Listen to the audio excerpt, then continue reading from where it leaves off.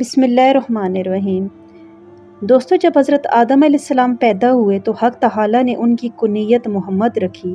جب آدم علیہ السلام سے جنت میں خطا سرزد ہوئی تو ان کو حضرت اماں حوا علیہ السلام کے ساتھ بحثت چھوڑنا پڑی، تو آدم علیہ السلام نے بارگاہ الہی میں عرض کی کہ اے الہی، میری اس خطا کو بطفیل محمد صلی اللہ علیہ وآلہ وسلم درگزر فرما۔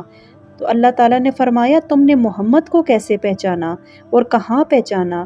آدم علیہ السلام نے جواب دیا کہ الہی، جب تم نے مجھے پیدا کیا اس وقت میری نظر عرش اور ابواب بیشت پر پڑی، وہاں میں نے ہر ایک پر لا الہ الا اللہ محمد رسول اللہ لکھا ہوا دیکھا تھا، اور میں سمجھ گیا کہ تیرے نزدیک سب سے زیادہ گرامی اور معزز ترین مخلوق یہی ہے کہ تو نے اس کا نام اپنے نام کے ساتھ رکھا ہے۔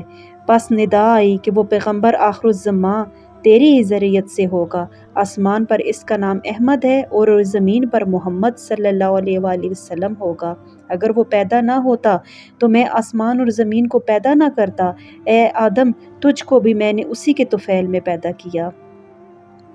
حضرت صلی اللہ علیہ وآلہ وسلم کے فضائل میں سلمان رضی اللہ تعالیٰ عنہ کی حدیث میں آیا ہے کہ حضرت جبرائیل علیہ السلام حضور کی خدمت میں تشریف لائے اور کہا، اے محمد صلی اللہ علیہ وسلم، آپ کا پروردگار فرماتا ہے کہ میں نے ابراہیم علیہ السلام کو خلیل اللہ بنایا، آپ کو اپنا حبیب، اور آپ سے زیادہ اور معزز آج تک دن تک کوئی مخلوق پیدا نہیں کی۔ یعنی آپ اللہ کے نزدیک تمام مخلوق میں سب سے زیادہ گرامی اور عزت والے ہیں۔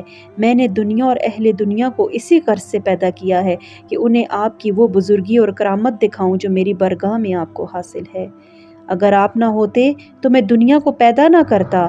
جب حضرت آدم نے نور محمدی صلی اللہ علیہ وآلہ وسلم کا مشاہدہ کر لیا تو وہ نور ان کی پیشانی میں رکھا گیا، اور وہ نور حضرت آدم علیہ السلام کی پیشانی سے چمکتا تھا اور پیشانی سے ان کے تمام اعضاء میں سرایت کر گیا۔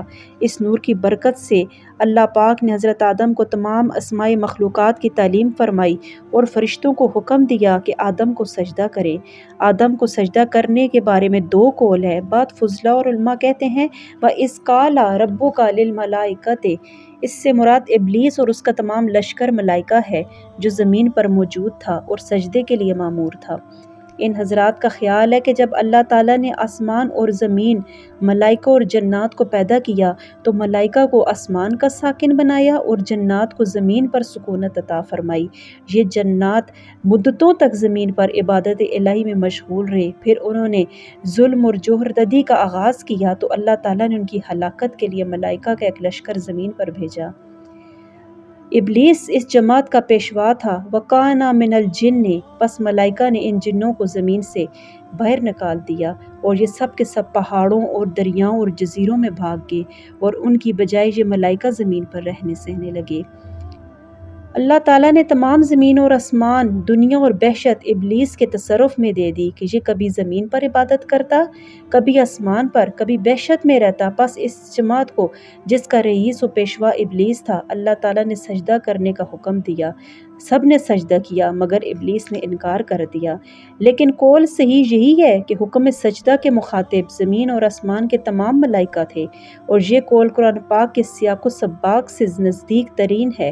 حضرت امام جعفر صادق رضی اللہ تعالیٰ عنہ نقل فرماتے ہیں کہ سب سے پہلے حضرت آدم علیہ السلام کو جبرائیل علیہ السلام نے سجدہ کیا، اس کے بعد میکائیل، پھر اسرافیل، اور اس کے بعد عزرائیل علیہ السلام نے۔ بعد ازاں ملائکہ مقربین نے، پھر جمیع ملائکہ نے سجدہ کیا۔